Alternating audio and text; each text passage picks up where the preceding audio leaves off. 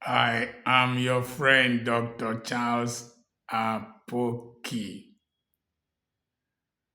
On the 21st, by about 10 p.m., there was a new addition to the Apoki dynasty.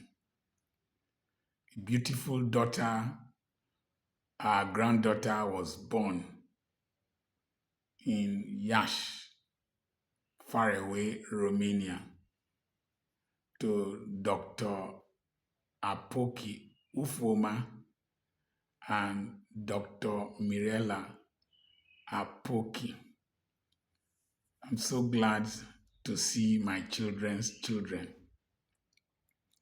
And today, 23rd of January 2025, is the birthday of my eldest son, Dr. Mimi Apoki.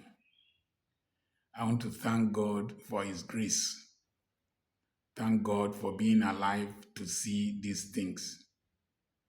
I pray for my granddaughter, pray for my sons and my daughter-in-laws, for God to use them to be a blessing to humanity, to take this responsibility and the name of this family beyond where we have reached. They should be ambassadors of God wherever they are, ambassadors of our great country, Nigeria. Glory be to God. I want to do a video on what I thought about when my daughter-in-law was in labor and after the birth of our granddaughter. Number one, we're looking at the challenges of the aging process for men. This video is for men only. And at the same time, if you have not reached this age bracket, I'm 66, don't comment foolishly. It is very stupid of any person to analyze what he or she has not experienced. I've shared a lot with people of my age bracket. I found out that men don't talk. One of the greatest pains in the aging process is that men don't talk.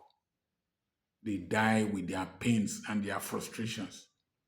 And so nobody educates the next generation of men about what men pass through, and men are not supposed to cry.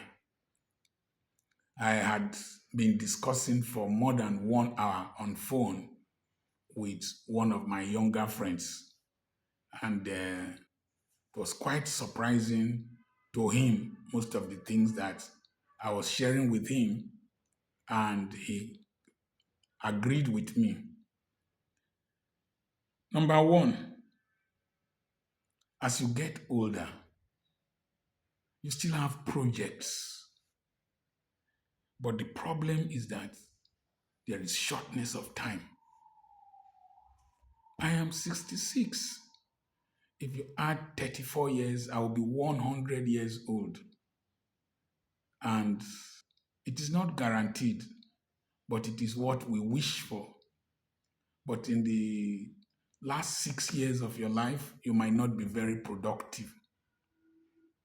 So I have big dreams. I have things I want to accomplish. I want to build a specialist hospital.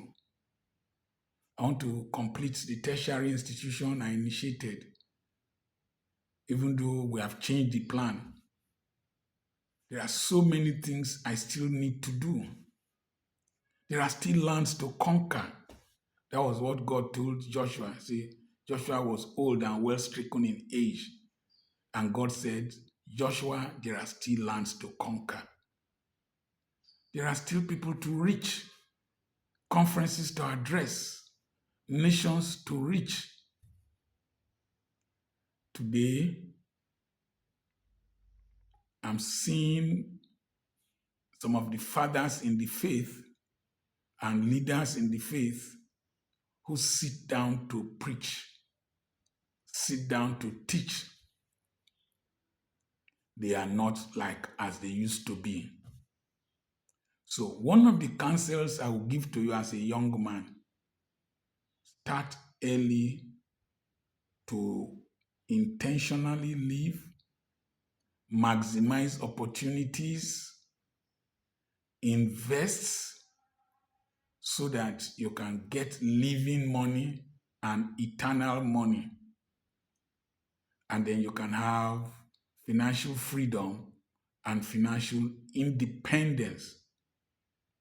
And then you can build a team, build a family that can run with your vision. And you can have a team that you can delegate to. I told you, declutter your life. There are so many things I have delegated to people. I want to reduce the load on this head. So when you delegate to people, you have the finances, people can do things on your behalf, and then you can buy time. You can buy time. You can buy people's time, pay them, and let them help you do things. The next thing is that you have a lot of projects you want to do, but you have financial limitations. So one of the things you must do as you are 50 and you are approaching 60, try to deepen your business, deepen it, so that you can harness more from it, deepen it organically, use the money generated from inside it to develop other things. I had to grow a real estate business from the finances that were coming from other things I was doing in the family and in life. I converted intellectual wealth to real estate wealth. So you must deepen. Don't get satisfied by just making money, buying luxury, excepting you come from a wealthy family that has a deep well. So this is not the time to owe. This is not the time to owe. At this age bracket, I'm not going to take a loan. First Bank is dragging people here and there. They are going to court and all that. I don't want my name to be involved in those things at this age bracket and beyond. So I need to organically deepen my business. Somebody said, am I risk averse? Yes. I don't take unnecessary risks at this age bracket. Physical risk and unnecessary risk. The time is short. So the next thing is that there is a conflict between your legacy and your children. I shared a video on my WhatsApp group where somebody said that families that unite to build wealth have more enduring wealth. The Rothschilds, the Dantata Dangote dynasty, Sabanchi Foundation, Smithfield Feeds, Walmart, Sam Walton, the producers of Five Cousins, you see that enduring businesses, the Sabanchi Foundation in Turkey, the Barretta family in Italy, Pick and Pay, these are families that have stayed, the Rothschilds, these are families that have stayed together, harnessed their wealth, their expertise to build an enduring family business. But you see, the way middle class families are run is that your father started a business. Maybe your mother was running a restaurant, started a business. That trained you people in the universities. And then when you finish, you go and join other people's family businesses that are big and be working there.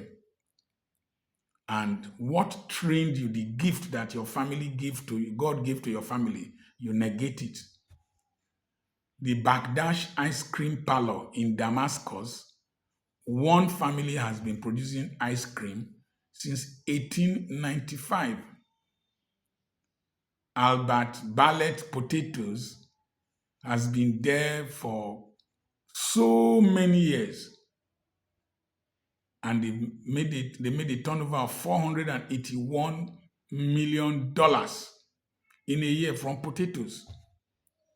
So if a family sinks its claws into a business like an eagle, puts the roots inside, they need to start deepening it, developing it, so for them to blossom.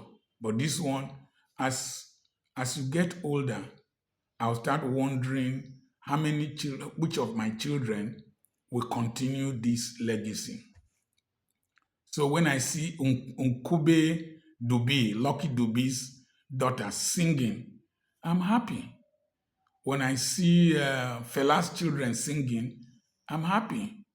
When I see Ziggy Marley and the rest people singing, I'm happy. When I see Muhammad Ali's daughter boxing, I am happy.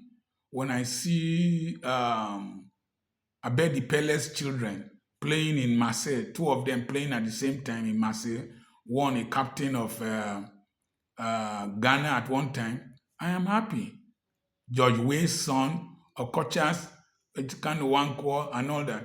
When there is this family tradition of taking a gifting to another level, I'm happy. But sometimes you will sit down and be wondering what happens to all I am doing. Are the children interested? Will they want to run with this legacy? So, will they protect the legacy? All around me in this part of the country, you will see legacies that have gone into ruin because the children squandered them. It's a burden that comes up. Who, even if they are not your biological children, who are those that can run with this dream? Rolex is a trust. Kellogg's is a trust. The next thing is responsibilities and finances.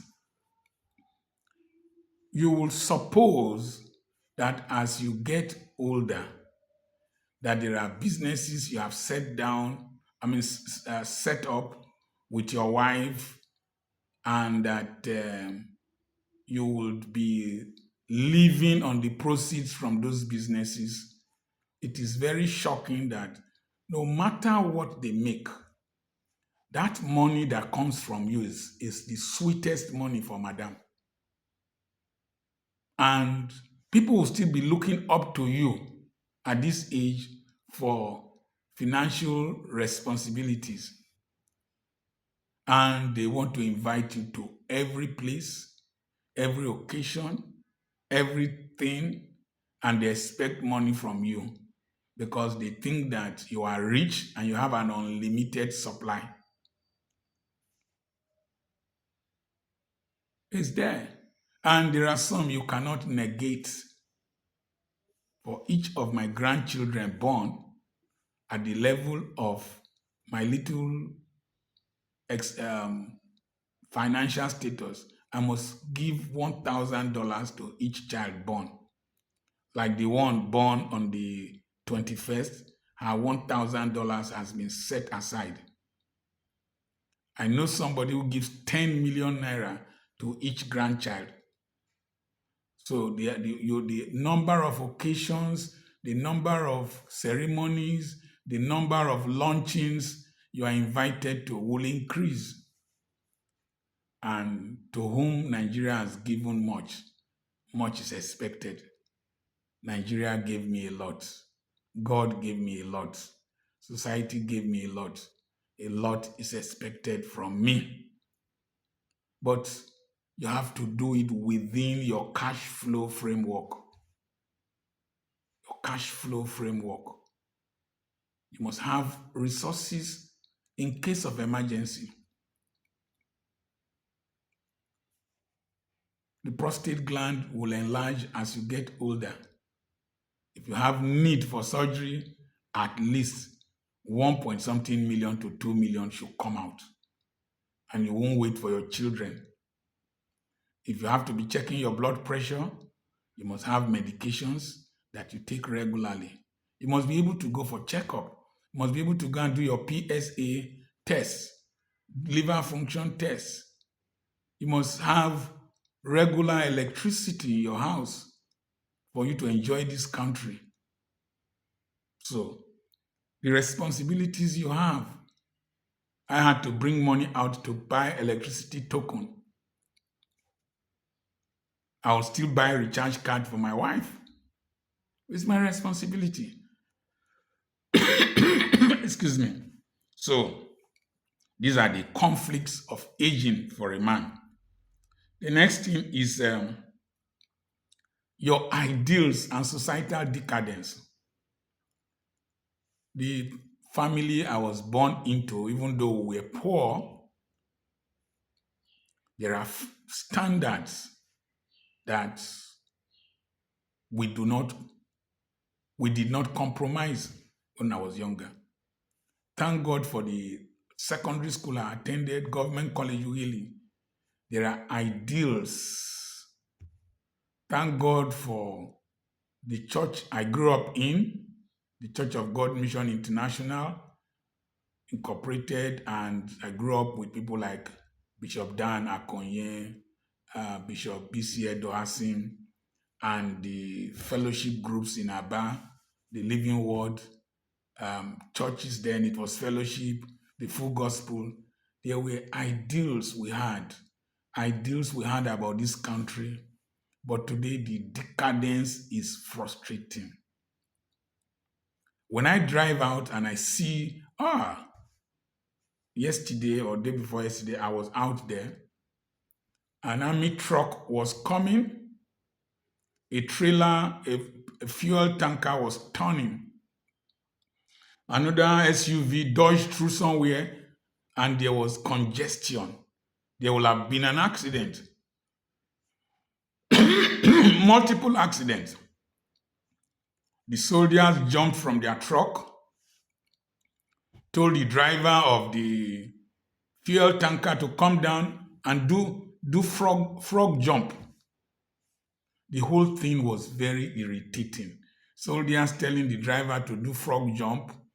The SUV that was driving against traffic, everything was so chaotic. And you see this every day in different forms in this country. And when you reach this age bracket, you start asking one question. Is there hope for this country? Can this country really change? The ideals we were taught, can we see them come to pass? When you sing the national anthem, are the wordings of the national anthem present day reality? Are they going to come to pass? You start wondering. When you see young girls, young boys, there's something that grieves you in your spirit. You go to social media, you will see what will grieve you in your spirit. So the ideals, and sometimes you just switch off your mind. Those are the conflicts we have as you get older. The next thing is spousal attraction and lack of intimacy and capacity to perform. No matter, I had a friend from Bonny, his wife just dressed very well. Old man, dressed very well. The woman permed her hair, did her hair, and only a few strands were there. And the woman was just walking majestically. And the husband tapped me. He said, see my baby, you know. He was still attracted to her. Now, it is natural, though the wrinkles will come, the body will change, but you are still attracted to your wife. If you are somebody like me that does not play away matches, that signed with only one team for life, you will now find out that there is the attraction is there to her as a man, as long as you are still secreting testosterone. There is the attraction to her, but there is a hiatus, a gap. The gap can become children, can become business, can become ministry, can become family members, can become anything. You now find out that two of you are like this, facing each other. There is the attraction, but there is very limited proximity. Some can be as a result of grievances of old, expectations that you can't meet, and unnecessarily manufactured quarrels by women. Women can manufacture quarrels that do not have any basis. So that attraction is there, but there's gap. Then the other thing is that even when you come together, the capacity to perform, the hunger, the appetite is there, the eros is there, but the capacity to perform is no longer there. Body no be as e be before. The mind is still there, but the body no be as e be before. On my wife's 63rd birthday, I asked her if she wanted financial orgasm or physical orgasm. She said, please give me financial orgasm. I don't have strength for physical orgasm. The body no be as e be before. But the mind is still be as e be. Still be as e be. That's a conflict. It's a conflict that you have as a man. Then there is the pursuit of purpose and lack of strength. There are so many things that you still want to do, so many places you want to reach, so many activities that you used to partake in, but the strength is no longer there. Thank God for social media. Thank God for technology. Thank God for AI. Thank God for everything. If not, my brain is still very fertile. My mind is still very strong. I still feel like 35. But if I travel and come back, takes me time to recover. Takes me time to recover. I stayed awake monitoring the delivery of my granddaughter in Europe. You know, they called me, even though she's a medical doctor, she used to consult me. The husband called me, and I had to give instructions, told them that to call the ambulance. The ambulance came. I was monitoring until the baby was born. And the excitement distorted my sleep pattern. Yesterday, it was a battle. To do the videos I did, it was a battle. So the purpose you want to achieve is there, but to pursue it, you need strength. And sometimes there is this conflict. And so you need to use modern technology. You need to use the internet. Build the internet presence very early. I started building this from when I was 50 something or 60. And thank God it is there. If not, it would have been boring. The next thing is the conflict between the capacity of your body and your mind. So there's the purpose, but the capacity of your body and your mind. My mind is still productive of ideas, to be written, books to be written, places to travel to. Um, but I can't stay awake like as I used to stay awake. You need more sleep at this time to control your blood pressure. You need more sleep. So I can't stay awake like as I used to stay. I can't meditate at night like as I used to meditate. So what happens is that God has helped me. I do my meditation, my reading, my thinking very intensely. Within a short space of time, I can bring out something very productive, very effective, very educative, and exciting. That is as a result of the maturation of the mind. You are now like a wine that has stayed in the cellar for long and the alcohol content has increased. You filtered the brandy and the whiskey over and over. So you only a small glass of that wine can intoxicate somebody. You don't need a large volume. So this conflict between the capacity, your physical capacity, and the capacity of your mind. My mind is still very fertile, but the physical capacity might not be as it used to be. So, what do? Do your best. Give your best. Leave the rest. Delegate them to the best people who can manage them. But rest while you are alive before you are laid to rest. I am Dr. Charles Apoki. I have a webinar coming up on the 7th and on the 8th of February. It is tagged Overcoming Frustration and Stagnation in Life, Career, Business, and Ministry.